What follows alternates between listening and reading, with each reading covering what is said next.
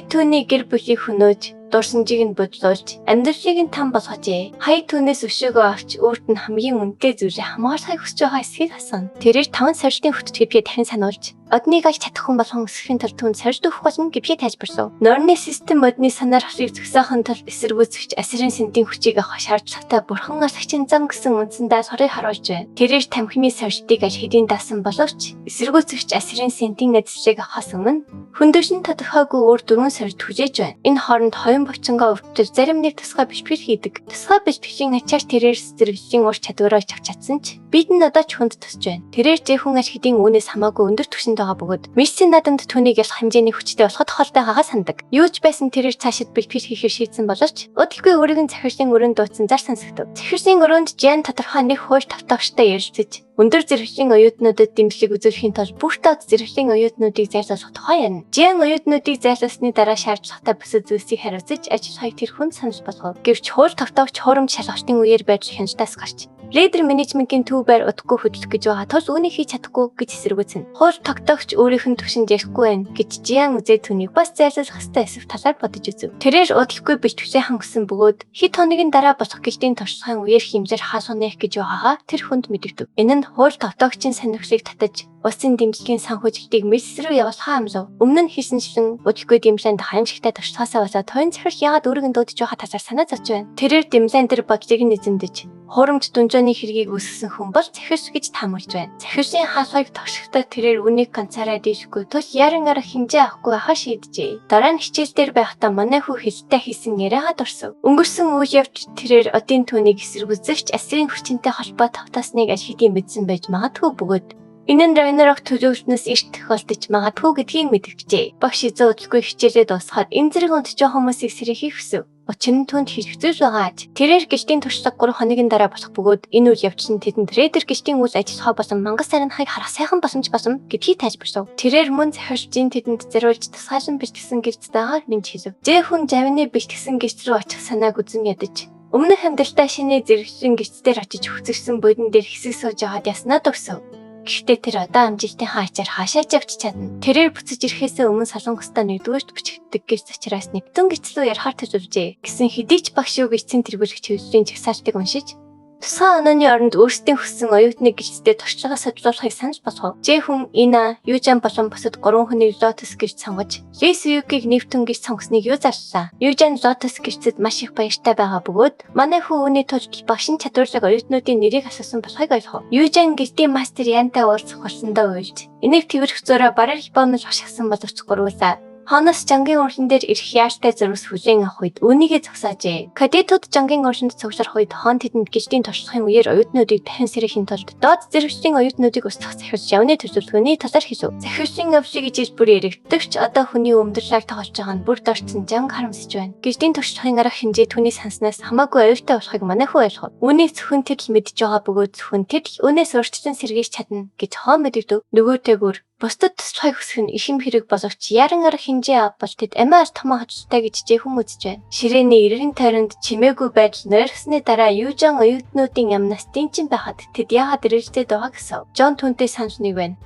Ч мөн эдэл. Тэд бүгд дэмжиж байгаад жийхэн маш их баяртай байна. Тэгээд тэдний талд бусдыг хамгаалах дуртай байдал нь тэднийг жинхэнэ рейдер болгодог гэдэгт тэр итгэдэг. Гинт систем Жэний шунхаа төлөвлөгөөнөөс урьдчилан сэргийж айс тэрвэлийн хүндрэлтэйгээр оюутнуудыг аврах хэвээр 2 дахь хэрэгтийн гэсэн өөрний үндсэн даашгорыг нэмж оруулжээ. Уг даашгор нь хоосон карт болон бүтэмжилсэн шидэд бичвэрийн шагнагтай бөгөөд Норны систем эсэргүүцэгч асарчуд түүнийг ямар шийдвэр гаргахаар ажиллаж байгааг мэдэгдэв. Эцэст нь Жэхэн бусдад захирчдын бүрмөсөн сөрүүлэх төлөвлөгөө гаргахыг санаж болгов. Хэсэг хугацааны дараа багш Южи хүнийг 4 оттой шидэд бичвэрийг аль хэдийн эзэмсэн гэдгийг хэлэхэд гайхаж үүнд итгэсэнгүү. Энэ оюутан аюултай бөгөөд түүний талаар ямар нэгэн зүйл буруу байгааг олж мэдээд тэр гинт айдас тавтав. Захирч түүнийг шатрын хөвгтэй болгон шивсгаар төлөвлөж байгааг тэр мэдэгч Жэхүнийг өдөрт чадахгүй гэдэгт итгэдэггүй. Гэтэл манай хүү түнд өөрийнх нь багшийн хувьд маш их мэдлэг олгосны дараа нэлээд бухимдсан харагдаж байна гэж хэлв. Тиймээс тэрээр энэ бүхнийг тэр хогийн холгаач жин лүү дахин холхоор төлөвлөж байна уу гэж асуув. Тэр үнийг яаж мэдсэнийг нь асуухад Жэхэн түнд оюун ухаан угаах чадвараа ашиглаж үүнээс гойхцуулж байна гэж хэлжээ. Оюун ухаан угаах үйлчилж манай хүү өөрийнхөө сэжигчсэн шиг одоо түүнээс хамаагүй хүчтэй болсноо батлав. Энэ талаанд ялах түүний төлөвлөгөө бол дотроос нь хяналтандаа авах явж юм. Тиймээс тэрээр югээс Жианы гэлгийн туршлагын арга хэмжээнд зориулж төлөвлөж буй удалгүй ямар нэгэн бузар зүйлийн тасаар ирж өгөхийг хүсв. 3 хоногийн дараа гэлтийн туршлагын өдөр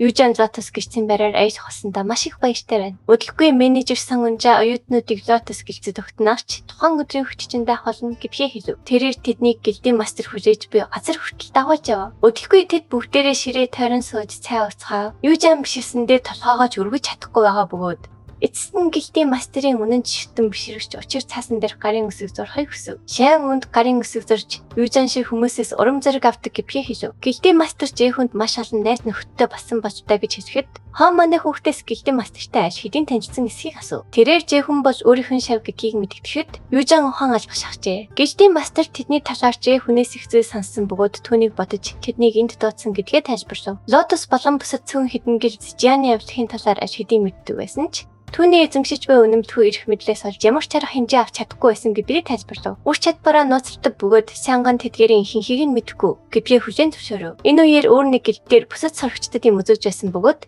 тэдний нэг санчаа нүг тэнгийнхний өөрийг нь доош идэх эсвэл авиасгүй гэж боддогтой.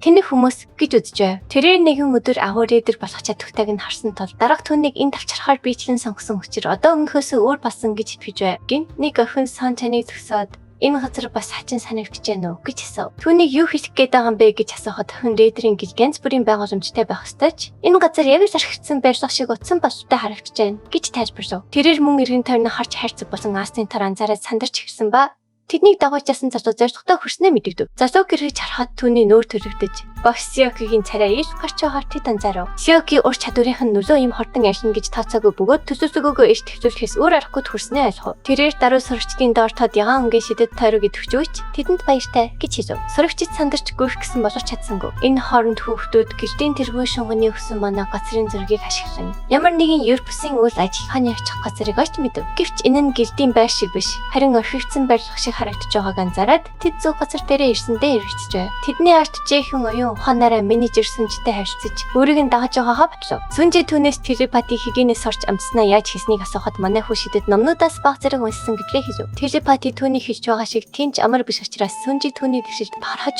Янова гэлтэр гэлтийн тэргүүн ойролцоо харш манагийн далханыг мэдрэв. Жин төсөлбөндөө ашиглахыг хүссэн гэж бас Каин гэж Жэхэн өөрт нь хэлснийг тэрээр эргэн дурсав. Энэ бол Жингөрийн гараараа байгуулсан гэдгийг сан таньж мэдсэн бөгөөд Каин бол Лотосоос холбоо сүүлийн төвд байдаг гэж түнд энэ нь хачин санагджээ. Жэн нэмэрхүү томоохон хэргийг ингэж ээж тад үйлдэх хүн шиг санагдсангүй. Тиймээс Жэхэн энэ мэдээллийг өөрийнх нь төлөө ажилтдаг хүнээс часнаа түнд дуулгав. Одоо цагт тэрээр хаанаас жинийн байгуулсан гэлтийг судалж үтсэн эсхийг асуухад хаан содсон гэж хариулв. Каин гэлт бол яг үнэндээ хурамч гэлт гэж хаан тайлбарлав. Хурамч гэлтүүд гэдэг нь татвараас зайлсхийх болон бусад төрлийн явдлын үйл ажиллагаанд оршдог бөгөөд үйл ажиллагаагаа тэмдэглэдэггүй газрууд юм. Үүнийг сонссны дараа Сүнгүн Жэхүнийг зөв байсан гэж сэжигсэн ч жин юу төрлөлөд байгааг одоо хэн мэдэхгүй хэвээр байв. Аюулгүй байх үүднээс ямар нэг зүйл тохиолдож бэлэндээ хан тоног төхөөрөмжөө бэлтгэх тэрээр хаанд тушаав. Энэ хооронд сурагчид Каин гэлт рүү орцгоо. Энэ бол тэр газар биш гэж юужин үзжээ.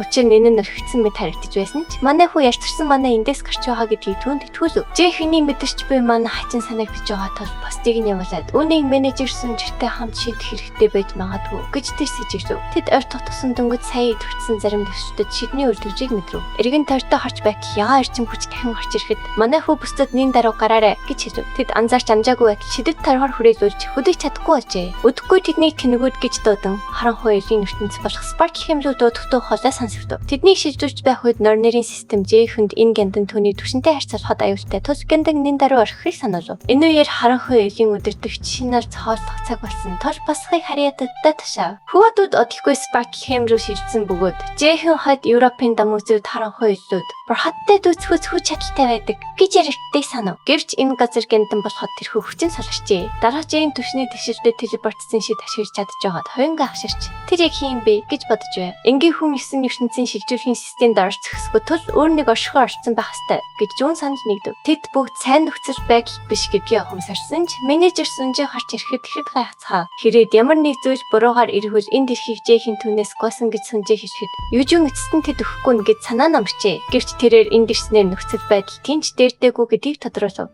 Учир нь Аз зэрэгчлийн рейдерүүд хүртэл харанхуй элийн ертөнцид амьд үлдэхийн тулд маш их тэнцтэй. Хэрв тэд санар сэрэмж алдуулж бүгд өөхөх болно гэдгийг тэрээр шууд хэлв. Энэ цаг хугацааны шугамд энэ гэнтэн цэвэрлэх ямар нэгэн төгс арга байхгүй гэдэгтэр жийхэн сүнжээтэй санаж нийтэв. Гэхдээ тэрээр ирээдүйн хангалттай олон цэвэрлэгийн хичээлийг харж байснаа санав. Тиймээс тэд тэндээс амьд гарч чадна. Гэхдээ тэрээр бүгдд нь идэвхтэй байлаа. Үүнээс өмнө тэд амьд үлдсэн хүмүүсийг хайж авахыг санаж болгов. Энэ хооронд дарагчийн хоныг илүү хүчрэх болгоно гэсэн амлалтаа зөрчиж байна. Химэн гондолж бай. Хойны эцэг ноён энэтэй болцов. Дараагийн арга хэмжээнд хоёрын нэгдүгээр байранд орох тул санаа зовох хэрэггүй гэж жээ түн дамжав. Гэвч ноён анжээ бол яг л могоо шиг хүн гэдгийг ойлгоход шинэ оюутны агнуурын үеэр хоёрын яачид ангийн сурагчид ялагдсныг түнээс эсв. Эцэст нь дарах түнд 97% шидэт авиастай төрсөн суу тухайд нь жээ хүний тухай ярьчихв. Энэ та ноён аныг цачирдуулсан бөгөөд тэрээр явхаа шийдэв. Анс өвөө өмнө нь цэргийн албан хаагч байсан бөгөөд Төв засгийн газар хоорондын гүнзгий харилцаа холбоонжигийн хувьд үн цэнтэй байв гэсэн хэдий ч энэ жин ялгартаа мэдж байгаа тоглоомонд оролцохгүй тул шинэ арга хэмжээнд оролцох хангалттай шалтгаан болж чадахгүй байв. Харанхуй элийн ертөнцид маш харанхуй байгаа тул гэрчлэхийн талдлаа шимэх ур чадвараа ашиглахаар шийдэв. Гэвч жээхийн түүнийг хүлээхийг хүсээд илүү хүчтэй гэрлийн туяатай 3 дахь төвшний флашийн ур чадварыг ашиглав. Юужун гайхширв. Тиймээс манай хүн флашийг дээд зэрэглэлээс дээшлүүлсэн гэпээ тайлбарлав. Ур чадвараа дээшлүүлэх нь зөвхөн А зэрэглэлийн рейдер болсны дарааж боломжтой байдаг. Тус энэ үнийг яаж хийсэн гахаж бай. Мөн жихийн хэдийн нэм чадвартай болсонд хоёрын цочирдв. Тэд өргөжлөх хявцтай менежер сүнж манай хүүгийн ур чадвараа дээшлүүлэх чадварыг бодож тоо томшгүй олон шинэ рейдер биш гэсэн авсаа яагаад энэ зүйл хизээч харж байгаагүй бол гэж гайхав. Жихийн хэр хүчтэй болохыг тэрээр дотроо гайхаж байв. Тэд гэндангийн гүнзүү үргэлжлүүлэн явж хаад жихийн хэсэг амарцгай гэж санаж босгож удаан асгасан тул сүнжээ зөвшөөрөв. Харанхуй элдүүд харанхуйд тассан бөгөөд флашийг амархан унтраа чадах тул манай хүү харанхуйд тасгын тулд гэвлээ унтраа. Хүүхдүүд өдөлгүй манаага нөхөхийн тулд жигийн урьдчилан биш гэсэн манай ийм уцаа. Амьд үлдсэн хүмүүс салбар замын цаана хаан ихтэй байгаа гэж хойны хэрхэд зүүн гэндан шашхахын тулд манаагийн мэдрэмж тэрээр дунд зам нь бусдаагаа өрөөрөө хөтөж байгааг олж мэдсэн боловч гинт ирч буй зүйлийг анзаараад энийгийн цэжийг нэвчлэхээс өмнө сумыг агаарч чуурч авлаа. Манай хүү абсажид тооцоолж ур чадвараа идэвхжүүлж харанхуй эллүүдээр хүрээлүүлсэн болохыг анзаармагц бүгд тулааны байдалд орцгоо. Жихийн сумыг гартаа буцахыг бүгд цачирдан харав. Юужун найзуудынхаа эргэн тойронд манаагийн талбайг хурдан идэвхжүүлж энэ эллүүдийн хөдөлгөөнийг удаашруулахын тулд удаашруулах гэдэг ур чадварыг идэвхжүүлв. Тэрээр өдөлгүй гэрчсэн бурханлаг сэлмэд удаж эллүүд рүү дайрч хөвшөв. Энэ хооронд хоёрын тулааны урлагийн төлгийн хэтрүүлэг ур чадвараа идэвхжүүлж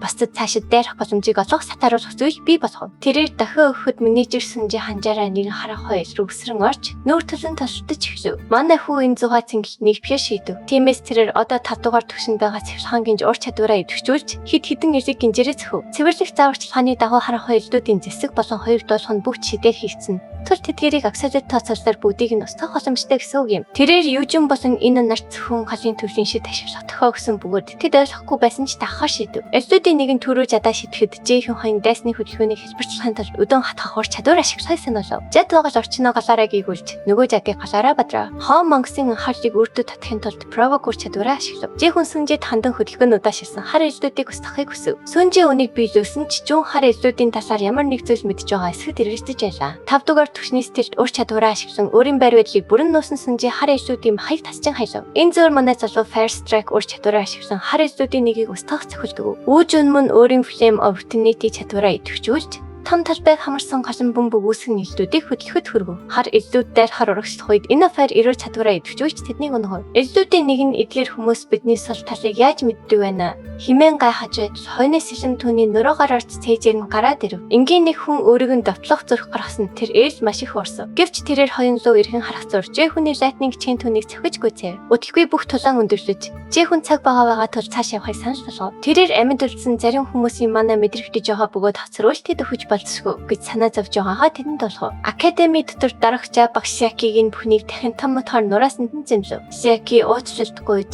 гадны хүн гэлтийн байранд орж ирнэ гэж санаагүй гэдгийг тайлбарлахыг оролцсон ч дарга хүнийг шалтгаан болгон хүлээж авсангүй. Сяки хаалгах гэнт гарч ирэхэд энгийн иргэд өгөх нь энгийн үзэгдэл тал санаа зовох хэрэггүй.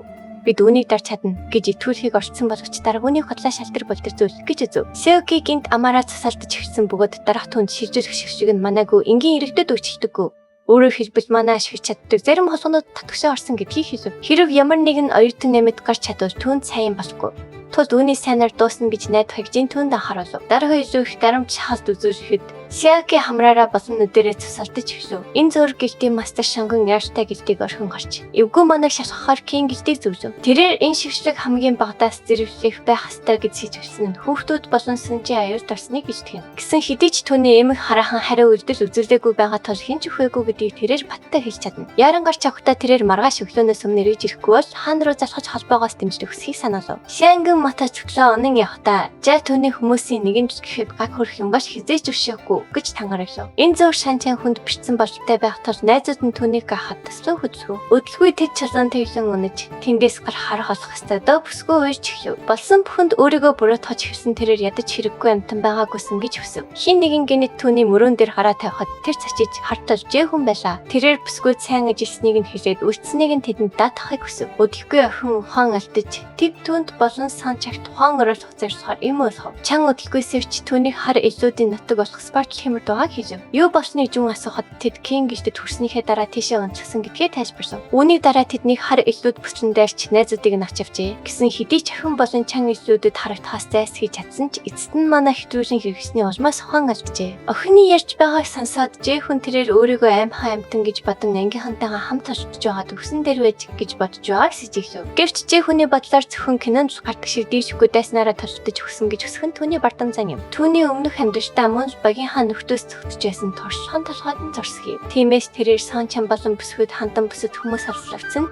тэд ямар ч буруугүй гэдгийг хэлв. Жэхүн тэднийг хаашаа авч ясныг асуухад охин тэднийг хар илүүдийг захирдаг хаансуу авч ясан гэж тайлбарлав. Мөнхийн тэднийг энд авчирсныг зүүн асуув. Үүнд сайн чан үнийг багсыг хийсэн гэж мэдээж. Хэсэг хугацааны дараа Жэхүн бүстийг төр хүлээхийг хүсээд урагшаа явахаар болоход өжөн эсэргүүцэж юу хийх гэж байгааг нь асуув. Манай залуу бүстийг авч ясан зүгээс харанхан манай мэдэрдэж байгаа тул энэ нь лав бүс рүү хүргэсэн бөгөөд бусад хүмүүсийн энерги солих байгаа болохоор ярих ёстой гэдгийг хэлв. Түүнийг сажаарч өөрийгөө аална гэж юу эсэргүүцэн хэлсэн бөгөөд энэ бид хамтарч ажиллах хэрэгтэй гэдгийг хүлээж зөвшөөрсөнд хойно яагаад ч хүнтэй санал нэгдэв. Бид хар илүүдтэй нэгээр нь тулалдаж ярьж чадахгүй. Тож бэрцэн хүмүүсийг хамгаалахын тулд энд үйлдэх хэрэгтэй гэж манай залуу тайлбарлав. Үүжин эсэргүүцхийг оролцсон ч өөр ямар ч санаа байхгүй бол маш эцэн дуугүй болов. Сүнжээмэн дөргөөцөнтэй адил зөвшөөрсөн боловч ямар нэг аюултай зүйлтэй тулгарвал шууд буцаж ирэх хөвжөө хүнээс хүсв. Хоёрын бүстийг сүнжээд даад хад үлдсэн бөгөөд тэднийг бүх чадлаараа хамгаалахаа амлав. Жэхүн дүнжин рүү орох цандаа явж байхад чаны найз түүнийг зүгээр эсгэд эргэлдэж байлаа. Тиймээс сүнөөгч түүнийг хүчтэй учраас зүгээр байх болно гэж итгүүлв. Энэ зөр үжин нүднийхээ нулимсыг арчангаа энийг санаа зовж байгааг анзаараад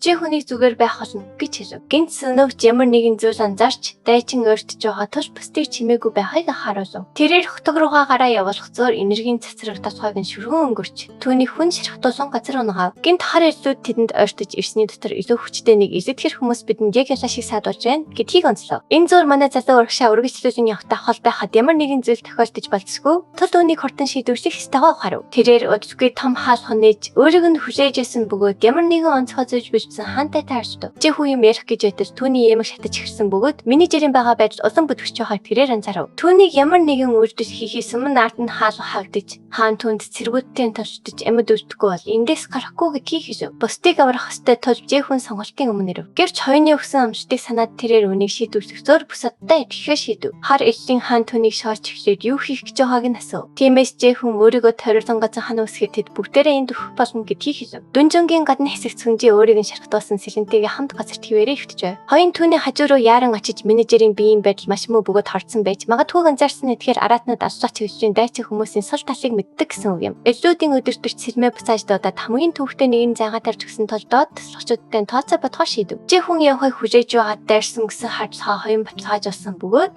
энэ гэлтийн мастер менежер сүнжээг унасныг анзаарсан байх ёстой дуртав. Шангун тэдэнд ямар нэгэн аюул талархад төхөөх Ювалдигийн ямиг хүсэн бөгөөд яаралтай тусланд хэрэгтэй болж ирэх амлсан байсныг тэрээр садв. Хар эллийн ордонд Жэхүн өөр хилэн босон бодит голч шатаж хар эллүүдийн махыг тасчин хайж байв. Өөрийгөө галаар бүрсэн тэрээр зарим эллүүдэд орчиж очиход амнаас нь цус гарсныг анзаарв. Тиймээс тэрээр тэдэнд саяхан эцсэн зүйлээ бөөлжиж гаргах хэрэгтэй болно гэдгийг хэлв. Хойны царайнд тодрон харагдсан шийдэмгий байдал нь өөрийн шийдвэртээ эвлэрсэн галзуу хүний төрөх шиг байсныг манай залуу садв. Өнгөрсөн амьдралын сайн найз дээр болон сургуулийн дүнжинд амар өрөвцөн. Найз нөхдийнхэн царайнаас тэрээр иймэрхүү харцыг харж байсан тул тийм нүдэнд хэвстэй гэд хэвтэрвчдэж байлаа. Энэ зөөр өөжөн манай талбар үсгэж энэ хэд хэдэн тэнгэрсэг гэрч сэжиндодон хар ижлүүдэд там амлуулахаар бэлдэв. Хар ижлийн бүлгийн удирдагч тэдэнд хандан ийхүү отохгүйгээр тэмцэлдэж байгаа нь өрөвдмөр харагдаж байна гэж хэлв. Тэгээд тэр тэднийг бүгд хааны найрны нэг хэсэг болно гэдгийг амлаж зэргүүдэд авчлахаар явуулав. Энэ ээж хурдан болохыг ойлгосон ч хоёрын бамбагаа ашиглан түүний товчлогоог хаав. Хоёрын талааны урсгийн туйшраас ур чадвараа идэвхжүүлж эргүүлсэн цохирт хийснээр түүнийг урахад хүргэв. Энэ үйлдэл нь бүлгийн удирдагчийн хүмүүсийг тийм ч хэрэггүй амьтад биш гэдгийг хүлээн зөвшөөрөв. Хоёрын энэ бүлэг өмнө нь таарсан харахгүй эльфүүдээс илүү хүчтэй болохыг анзаарав. Удирдагч түүнлөө дөхөж ирэхэд хоёрын түүнээс хэн болохыг нь асуув. Бүлгийн удирдагч өөрийгөө хааны харуулын асагч хааны цастай нэгэн болох Кейж гэж танилцуулав. Түүнийг хааны харахгүй эльф гэдгийг сонсоод